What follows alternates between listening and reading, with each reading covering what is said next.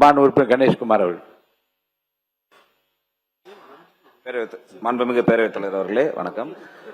நான் நிறைய கவன ஈர்ப்பு கொடுத்திருக்கிறேன். ரெண்டு மட்டும் மாண்புமிகு அமைச்சரோட மென்ஷன் பண்ண விரும்புகிறேன். ஏன்னா என் தொகுதியுடைய முக்கியமான ஒரு பிரச்சனை மழை காலம் தொடங்க இருக்கிறதுனால மாண்புமிகு நீர்வளத்துறை அமைச்சர் அவரின் கவனத்திற்கு கொண்டு வருகிறேன். செஞ்சி தொகுதியில் போத்துவாய் கிராமத்தின் மலைப்பகுதியில முனப்பாய் ஏரி என்ற ஏரி இருக்கிறது. அதிலிருந்து வருகின்ற தண்ணீர் இருவாய் மடை சேதமடைந்த காரணத்தினால இன்னும் நவம்பர் டிசம்பர் மாசத்துல அது தண்ணி எல்லாம் வந்தனால விளைநிலங்கள் பாதிக்கப்பட இருக்கிறது.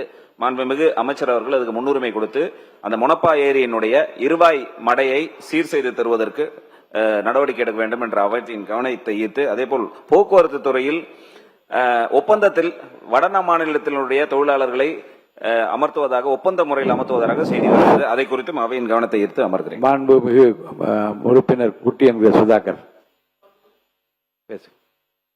மாண்புமிகு பேரவைத் தலைவர் அவர்களே, வால்பாறை சட்டமன்ற தொகுதிக்குட்பட்ட ஆனமலை பகுதியில் அரசு மற்றும் கலை கல்லூரி தேவை என்பதை இந்த கவனத்தில் ஈர்க்கிறேன்.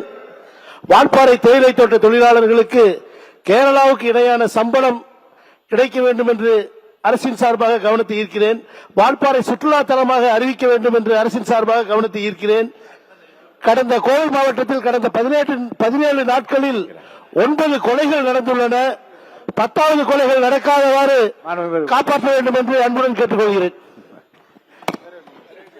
மாண்புமிகு பேரவைத் தலைவர் அவர்களே, ஏதாவது கோரிக்கை வைப்பார் என்று நினைத்தோம். ஆனால் 9 கொலைகள் நடைபெற்றிருக்கலாம் சொல்லியிருக்கிறார். அதெல்லாம் நீக்கிறார். அது வேண்டாம், வேண்டாம். உட்காருங்க. மாண்புமிகு முன்னாள் முதலமைச்சர் எடப்பாடி கே பழனிசாமி அவர்கள். மாண்புமிகு பேரவைத் தலைவர்களே, 55 விதியின் கீழ் கவன ஈர்ப்பு கொண்டு வந்தோம். நீங்க மென்ஷன் தான் பண்ண சொன்னீங்க. மாண்புமிகு பொதுப்பணித்துறை அமைச்சர் அதுக்கு தேவையான விளக்கம் கொடுத்திருக்காரு. அதுல பொதுப்பணி அமைச்சருடைய கவனத்துக்கு இந்த துப்பாக்கி சூட்ல இறந்த மாவீரன் அவர் குடும்பத்திற்கு அரசு ஏதாவது நிதியுதவி வழங்குமா? அதோட காயமற்ற 3 பேர்கள் இருக்கின்றார்கள், அவர்களுக்கு அரசு ஏதாவது நிதியுதவி வழங்குமா?